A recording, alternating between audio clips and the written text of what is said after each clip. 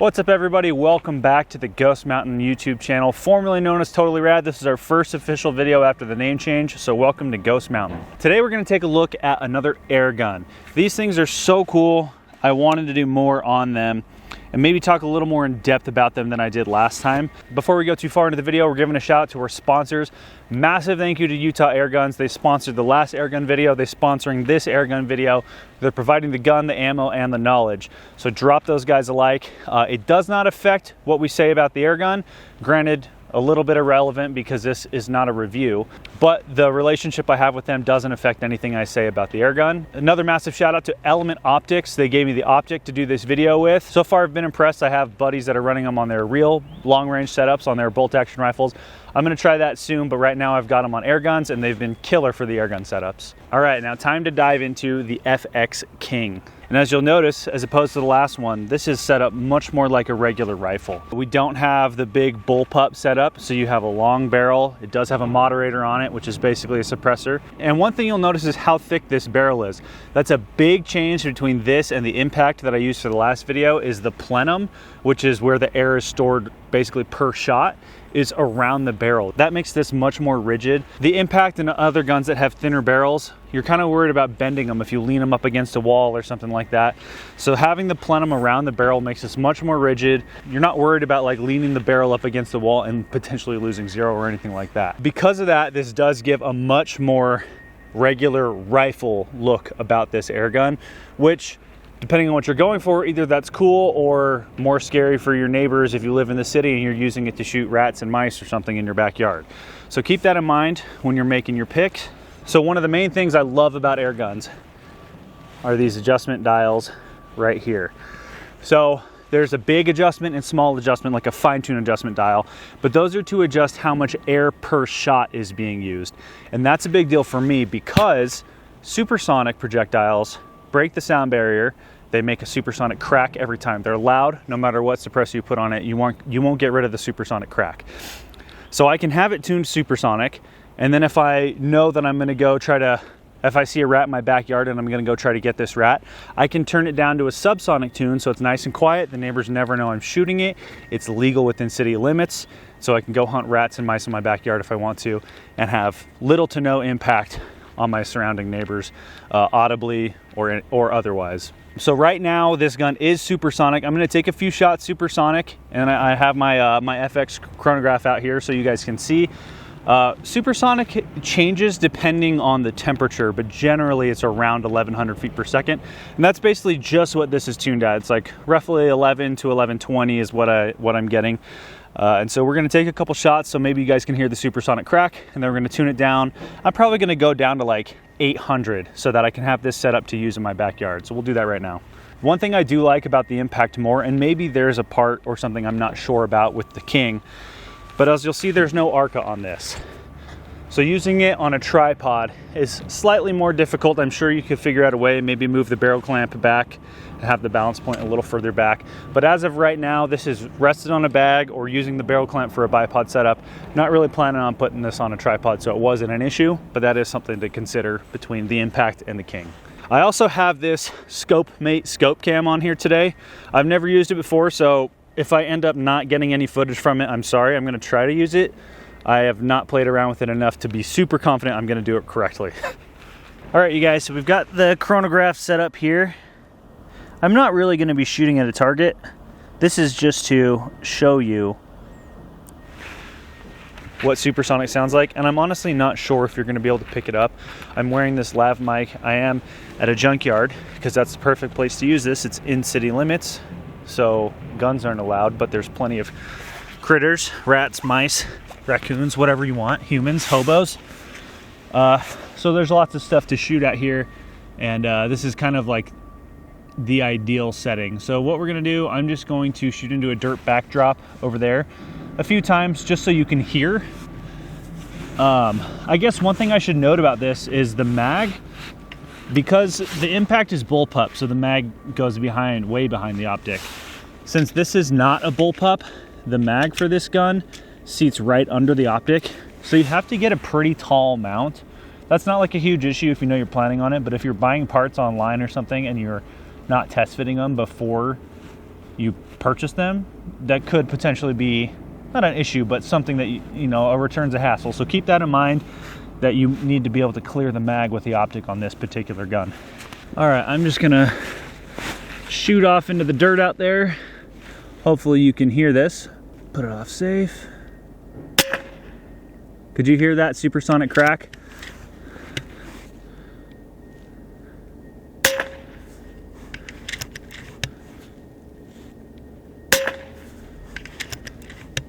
Hopefully you can hear that in the microphone.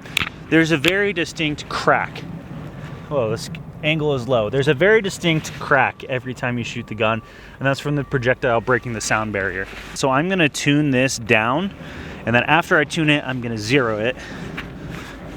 And then we will do a 25-yard group and a 50-yard group, and then we'll run that know your limits rack at both of those distances as well. I did just watch some playback, and I don't know if this microphone, where it's positioned, you know, you're hearing the air and the plenum refill and all that kind of stuff. So I don't know if you'll be able to hear that supersonic crack. Maybe when I get headphones in on a computer and I'm editing later, it'll be different. But we're gonna go ahead and take this big adjustment, turn that dial down, still aiming at the dirt piles, send some rounds.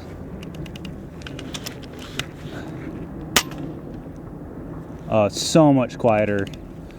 It's crazy how much quieter it is already. All right, that one was maybe too little air. It didn't read. Okay, that one's 840 feet per second. I'm gonna go for 850. That seems like a good place for me to go for. I don't know why I want to do 8. Okay, that was 882. So I need to turn this back a couple. 865. 877. 884, so I'm going to dial this back a little.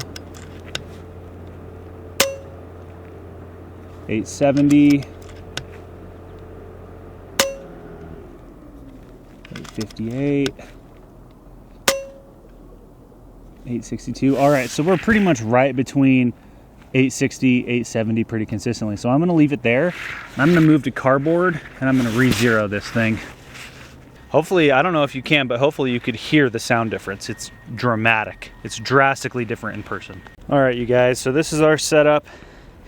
I did my best to draw like a 1 inch by 1 inch square in the middle. It's pretty close. We also do have this dumpster as a backdrop. So it's going to be a little bit noisy no matter what.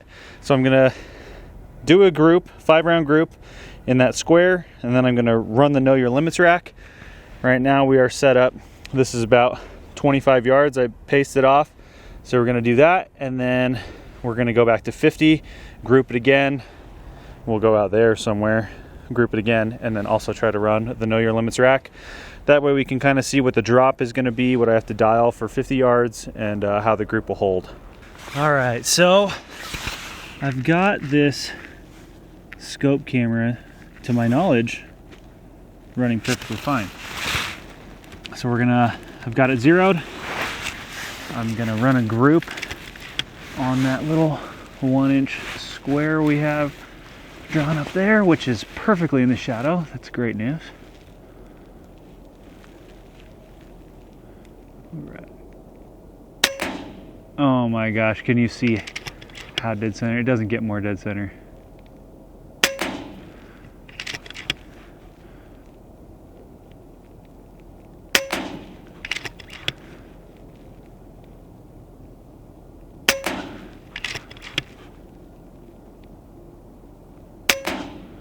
All right, you should be able to see in the scope cam that group. That is such a good group. This gun is awesome. All right, I'm gonna run the know your limits rack.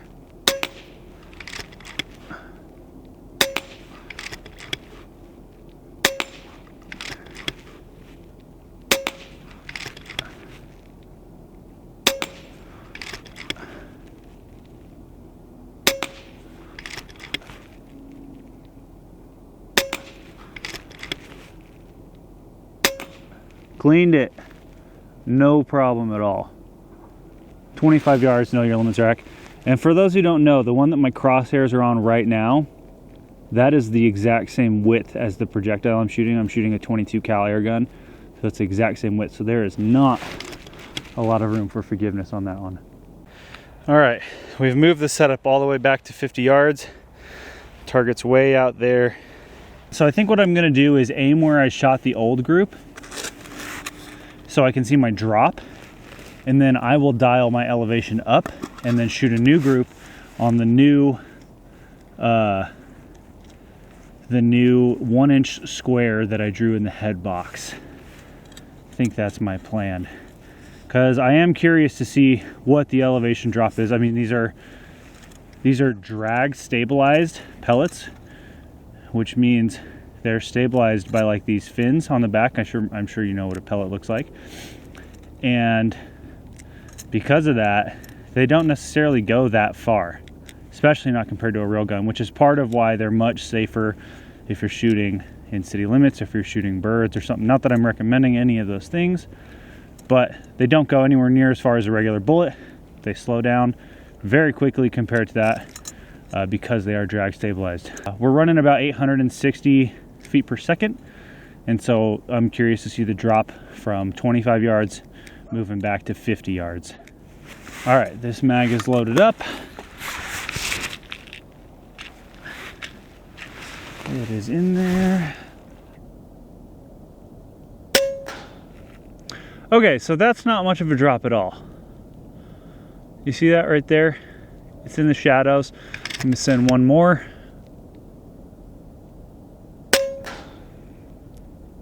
All right.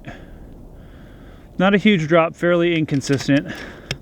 I'm actually not gonna dial anything. I'm just gonna leave it as is and shoot at that 1-inch square so we can see the drop and the grouping at the same time. That's the new move, all right?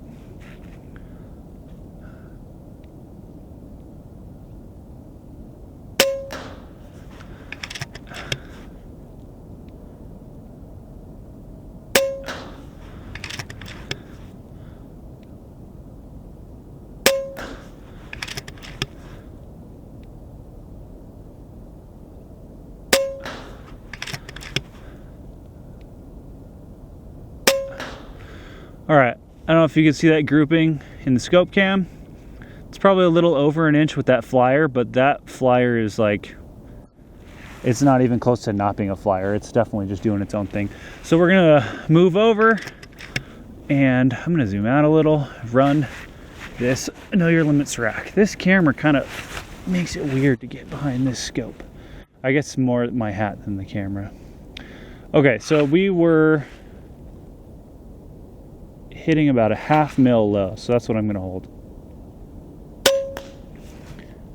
Nailed it. Oop. Nailed it. Barely nicked it. There we go, that's a better hit.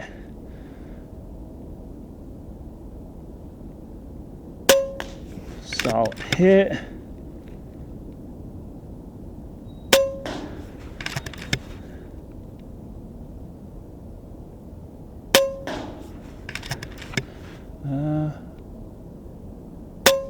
There we go. Not really sure where my misses are either, which is what's kind of hard about this. Sorry, I had to adjust my rear bag. Sorry for the shaky camera.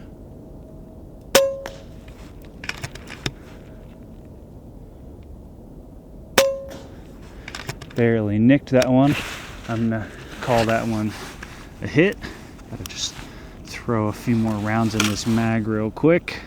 All right, we're reloaded. I just have the small rack, small plate to hit. This one's gonna be tough because I can't really, surprised myself. I can't really see my misses because I'm shooting into that dumpster behind it and there's bushes and stuff. But we got it on the second shot.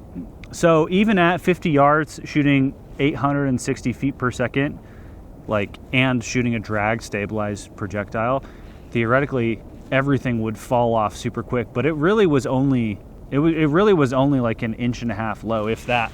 So let's go check out that target up there and show you guys the grouping and the drop. We're walking up to our target here. I should have maybe put a different lens on for this, but we're gonna do our best. So this is the 5-shot group. These two are the first ones I sent at 50 yards to see the drop. This is 5 shots. It looks like 3, but it's 5. This is the 5-shot group, the actual 5-shot group at 50 yards. You see there's one flyer here. It's, aside from the flyer, that all would have been within 1 inch. So really solid group. And now that we're up close, you can see how small these paddles actually are.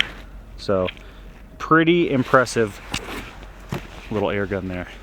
All right, you guys, well, that pretty much does it on the video with this FX King.